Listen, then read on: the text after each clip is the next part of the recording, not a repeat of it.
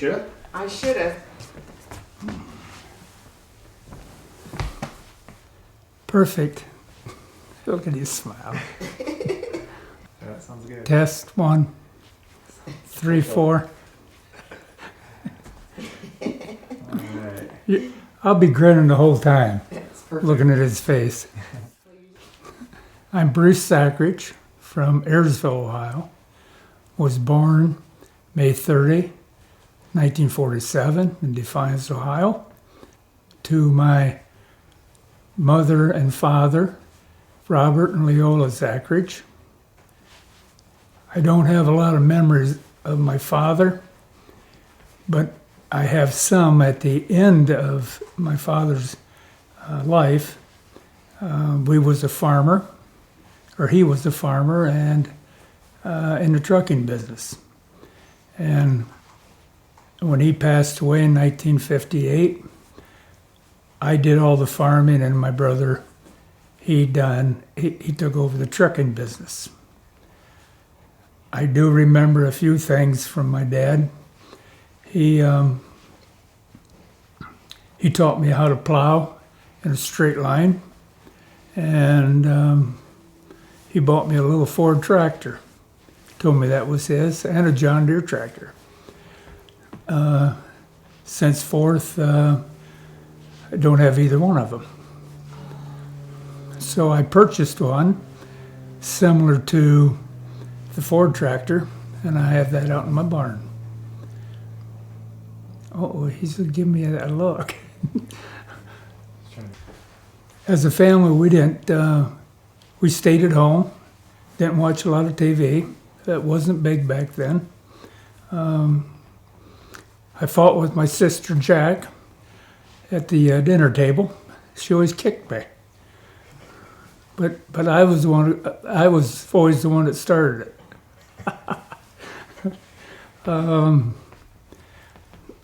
We was a close family. We did everything together.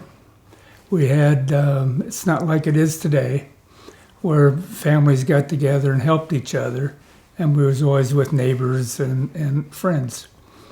We didn't go to town a lot, maybe once a week. I and my brother didn't go, but yeah.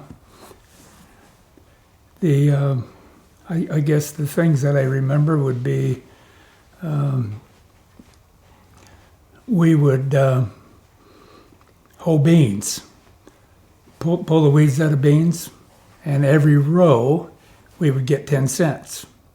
And then we used that to go to the fair in the fall. Defiance County Fair? Defiance County Fair. So what do you think is different about when you grew up in the 50s and 60s? What do you miss about those days? Oh, Where it's not like that anymore. I miss the closeness of family, and everybody helped each other. I just kind of miss that. Of course, what happened there last Sunday has kind of brought back a lot of memories. You want to talk about that now? Yeah. Yeah, let's do it. Monica, 2 Sundays ago, got a hold of a few people, like 40, 45, and they came out and cleaned the yard up, the flower beds, the pond, cut trees down. It took them 2 hours to do all that, and it looked absolutely wonderful. And that's what it was like back then. It was awesome, made my heart full. I graduated in 1965, and my mother gave us a choice, college or a car. And I opted to take, I just disliked school. So I took the car, and it was a 1965 Impala Chevrolet. So I graduated in 1965. In 1966, there was a thing called a draft. The Army drafted 18-year-olds. I got thrown into that bunch and had no choice. and we went into service. We entered the service in September of '66, and basic training. And this is the first time we was ever out of the state. First time we ever flew in an airplane. So it was all new to us. There was 2 bus loads that left Defiance, full of 18-year-olds. Did you know, like, people? Oh yeah, knew most of them, majority of them. Yeah, but all my age, different schools. While in basic training, they wouldn't allow no treats, no ice cream, no nothing. Basic training was that you stayed on base and did what they told you to do. Well, Mother sent me a care package, fresh baked cookies, candies. Well, when it arrived, they had a field day with me. Called me up front, maybe do push-ups, and then you distributed the candy and the cookies to all the sergeants, the drill sergeants. Every time I went to the mess hall, there was a sand pit there, and I had to go in that, and every time you blew the whistle, I had to hit the dirt, and every time you blew it twice, I had to come up. Well, it was very often. And then they knew I could do that, so they decided, well, we'll have this guy do some push-ups. Now, as you recall, I was a farm boy, and I could do just about anything at that time.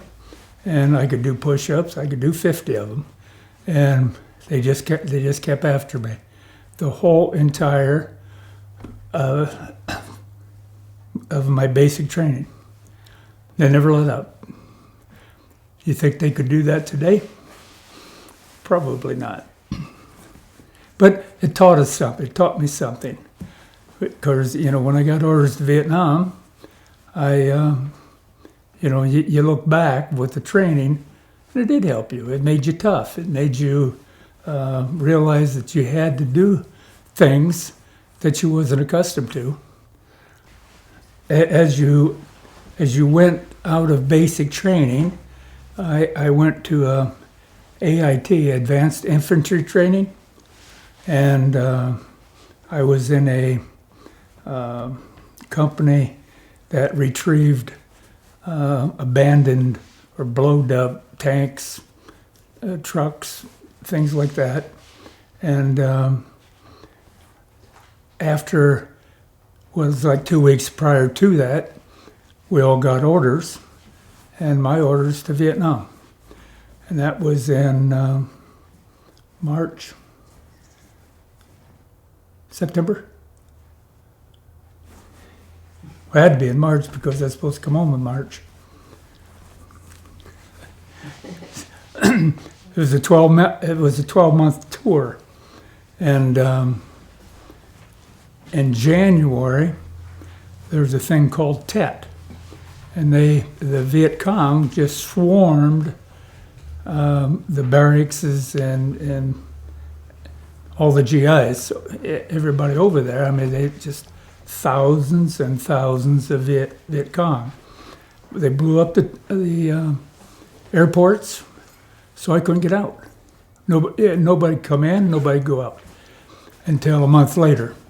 And then I stayed in a foxhole for those 30 days, scared to death. Was I coming home? So very trying times that year, 13 months. But I made it. My problem today is the PTSD that I have is the guys that didn't make it. So I had some good friends over there that didn't make it. And I have a real problem with that. I started a thing 3 years ago. Let's try to get the guys that was left, that came home safe, when we left in September on the buses to go to basic training. And I would imagine there's probably 20, 25 guys around still. You know, some of them moved out of country, out of state. But I mean, it's great to see them, and you know, we talk about the times. Are you recording this, Josh? I forgot to. You forgot to hit play? You kidding? Oh, looky here. I got some Starbucks. creamer coming. Dude. You got makeup? Used to slide down the hill. Can we get wardrobe in here, please?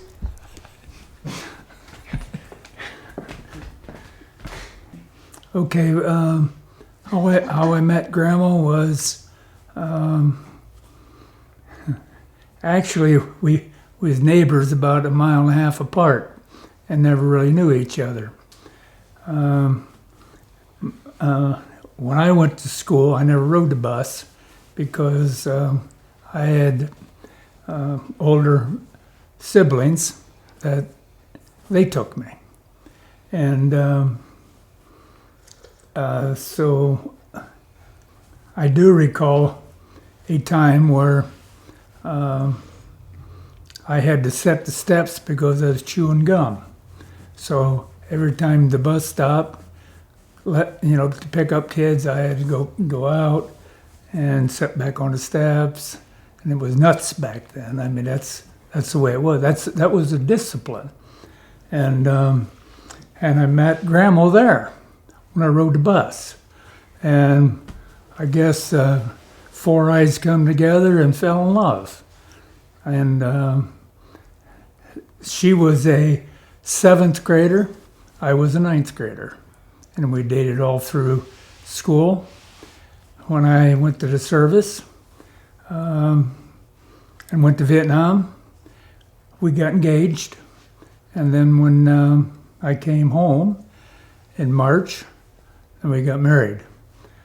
Now, what's kind of ironic with that is she did all the planning, and my mother, and her mother. But it was, I didn't have anything to do with it. All I was told was be to church on time.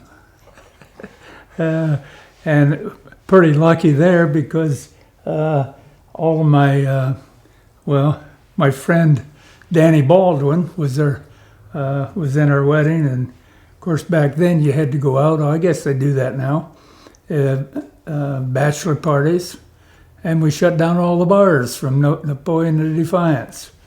Needless to say, I wasn't able to walk. So, and then Mother tried to get me up the next morning, which was the wedding, Saturday, and she had one heck of a time getting me up. So I was lucky.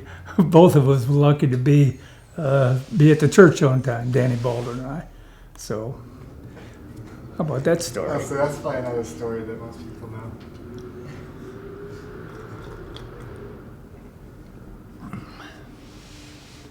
So I had a tour of 13 months at Vietnam, come home, got married, and my next tour duty was Germany.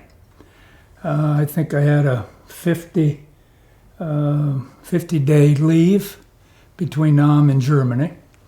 When she came over, we got an apartment with a German couple, and we called them Mom and Pop. Wonderful people. And then you have to put your name in for housing on base. So I don't know if it's 2 or 3 months after she got there, we got housing. And there's where Monica was conceived. And so when she was born, had to drive about an hour away to Heidelberg. And back in that country, they had a lot of railroad tracks. And we had a little Volkswagen. I think it was a 53 Volkswagen.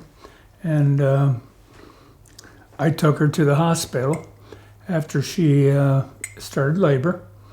And went there, and I could not even go in the room. So they told me she won't have that baby. You just go on back to base. Well,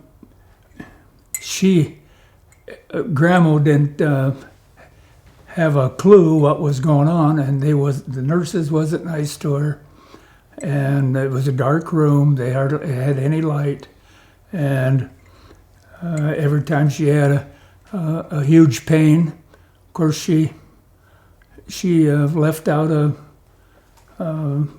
cry and says, "Oh, you big baby, it ain't nothing." And that's how they treated her over there. So then, after she was born, about a month, my mother and her mother and my sister came over to visit for 7 days. And we went to, well, I guess they went on a tour before to other Switzerland, France, and then they came to us. And the three of them, three of us in a Volkswagen, luggage on top, no speed limit over there. Cars was flying by us. We was a sight to be seen, I bet. How about that one? Was that a good one? That's great. So when I got out of the service, honorable discharge, it was in Pennsylvania. And from there, let me go back. Grandma came home with Monica by herself, and the airplane was full of women who had babies. And they had like a hanging thing, like a hammock for the babies to be in. And she come home about 2 weeks prior to I did, and I come in and well, I don't know what town it was. It was New Jersey, wasn't it? Pittsburgh? New Jersey, wasn't it? Or Pam and Bob? Well, it was New Jersey. Where Pam and Bob were. Yeah. I stayed there too. Yeah.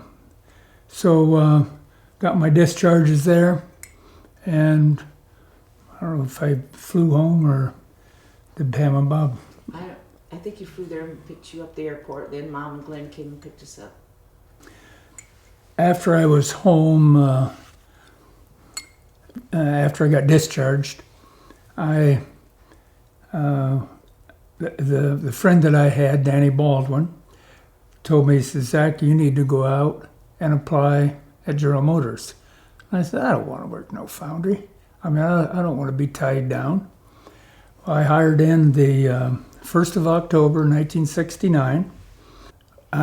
We built a home on Snyder Road, 1972, and had two other children, Monty and Mandy. And I hired in on third shift, 10:30 to 7, and I was on nights most of the career, a little over 30 years. I got shipped to the second shift at one point in time, and my kids was in sports, and I told the supervisor, if I cannot work second shift, I got to get back on third. And they put me back on third, and I never missed none of my kids' activities in school, sports. I mean, I was always there, but I spent a lot of time at the foundry, and Grandma technically raised the kids. I was the money maker, and I know I had to do that. And we had a great life. We had pretty much what we wanted, and pretty successful life.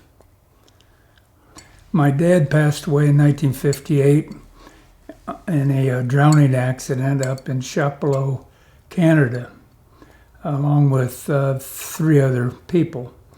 And 2 of them were young. I think one was 19, one was 21, and very, very good swimmers. They was out in a boat and on a little lake, and got capsized, and my father didn't make it, and the two boys didn't make it because they went down to try to get Dad, and it was a weedy lake, and they just probably got tangled up in the weeds. And the eldest man, Art Ice, he was 60 at the time, and he swam to shore and got help, but it was too late. So, and I guess I took up, after I retired from General Motors, I had a heart attack the same year, and my brother says we need to go fishing, and so we started ice fishing, and got since then got a boat, and don't do a lot of fishing now, but I love being out, and just haven't done it a lot, and I miss that. I was quite the walker. Tried to walk an hour, and I had a lot of friends that walked when we walked out at the mall. And I kind of graduated from that, and because I love walking outside, and I would walk outside, and then when I got done, I would stop in the McDonald's, and most of the people I know out there was from General Motors, and we just talked about old times. So I truly enjoyed that. I love mowing my yard. Love to hear the birds chirp in the mornings, the sunshine. I get up in the mornings and fix my breakfast, and I sit and meditate with my Bible every morning. I don't hesitate to miss that. That's important to me, and it's very important that I go to church and praise my Lord and Savior. Mother always took us to church, so we got that right brought up, and as I was in the service in Vietnam, always went to church, whether it was in the field or it was on base. Always went to church. Always went to church. It's important to me. I was always so proud to be an Ayersville pilot. 3 of our children graduated from there. All of our grandchildren graduated from there. And loved sporting events. Loved watching my kids play and my grandkids. The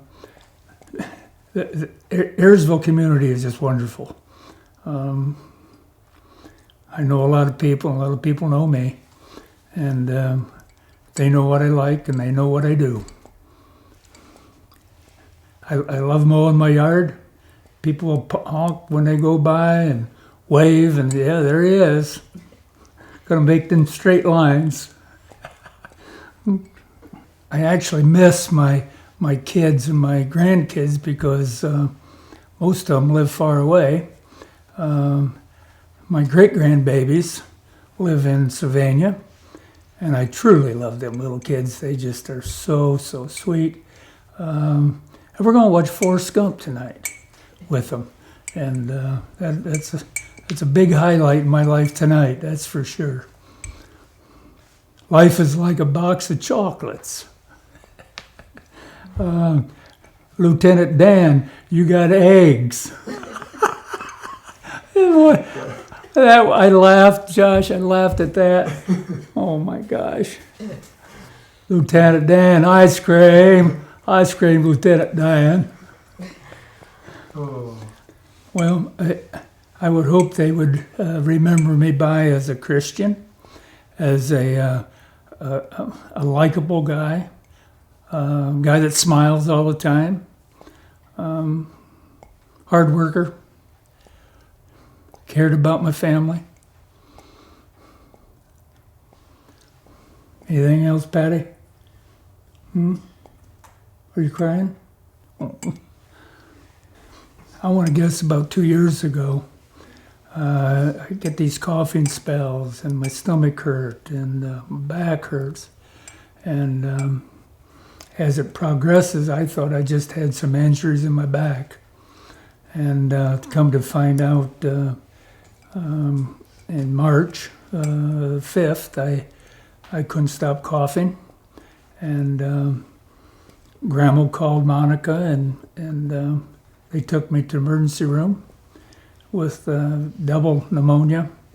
And as they tested more and more, they found spots on my pancreas.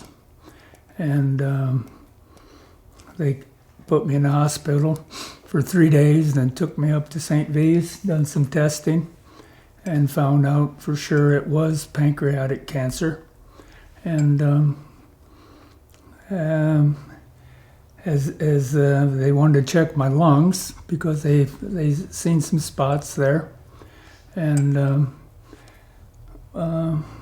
wasn't good news when they told me that it was spread to my lungs and that I was stage 4, and it was more like a death sentence. No cure, but that's okay. Life will go on, and I will be well taken care of. I always thought I should have a bucket list, and we had went to Alaska, and that was top of my list to go 2 weeks there and see God's great country. I was just flabbergasted. Every mountain was different. Every lake was different. It was just absolutely gorgeous, untouched, just like God made it today, yesterday. It was just so, made my heart so full. It absolutely gorgeous. We bought a motorhome and traveled to go out to see Logan, her grandson, and kind of followed him around, and had some problems with some motorhomes, so we kept on trading until we found out what we really wanted, and now I'm in the process of selling because probably ain't gonna be able to drive it. So Logan joined the service, so proud of him, and we got our first motorhome. We went out to Oklahoma City, or Oklahoma, and visited him out there. Went to graduation and basic training, and then went back out again after he graduated from AIT. So that kid always wanted to go to the service, and I think he's trying to follow his grandfather's footsteps. So he's already put in a dibs for my dog tags after I pass. He said he wanted those. So he's got them.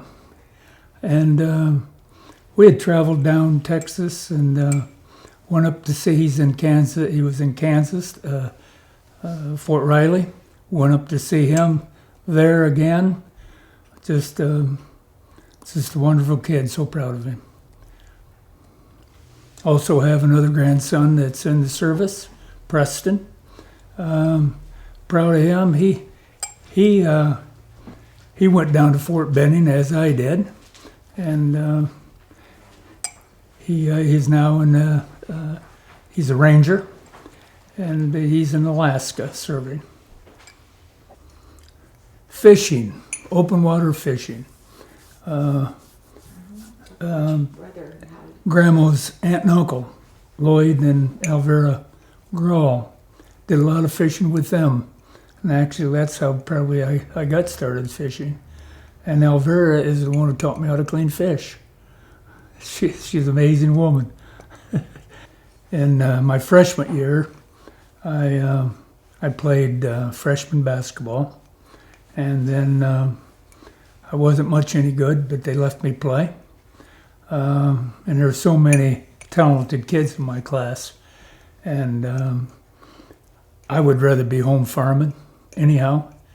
So I didn't try out for any sports after that. That's all I got to say about that. Back in my childhood days, we had pigs, we had sheep, we had Steers. cattle, and as I was a child growing up in 4-H, I always took some type of an animal to the fair. Well, and then you get into your the FFA and in high school, and then I took the bigger animals like an Angus cow, and had a lot of good times there. And there's where I actually got close with my friend Gary Love, and that's who passed away in Vietnam. That's all I got to say about that. Yeah. I've had a lot of favorite Christmases, but as I recall back, probably my favorite one and made me cry the most was my daughter Monica made me a Scrapbook. scrapbook with in my service days, and it was just absolutely wonderful. Absolutely wonderful. All the memories I have in my lifetime. I can't remember a lot, but then when somebody says something that jogs my memory, I've had a wonderful life. So many memories, family, work, service, church. It just, I've had a wonderful life. And now that it's coming to an end, I am truly thankful for what I have and what I had, the memories. The advice I could give my grandkids, my kids, great-grandbabies, is try to stay so positive. Always smile. Don't think about what you've done because you can't change the past. And try to put everything in God's hands. He'll help you through every day. Every day.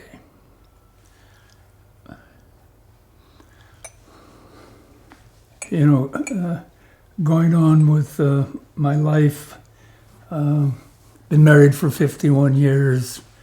Sure, we had problems. We had trying times, but all marriages do. Grandma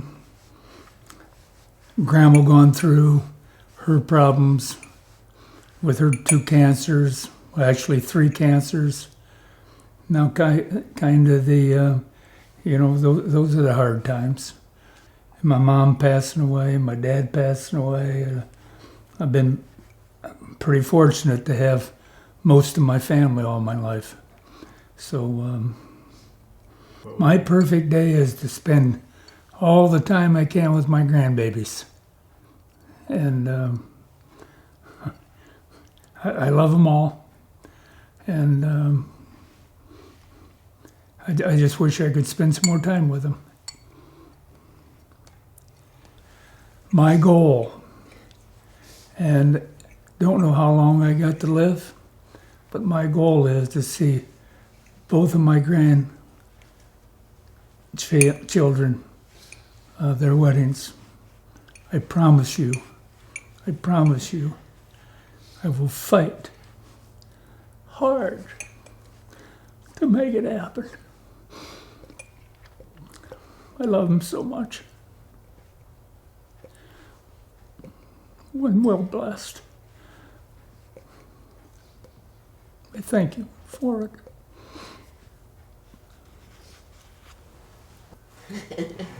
Product placement. Good, good Starbucks coffee, Josh. Because I can see you, I can smile. It's my Poe.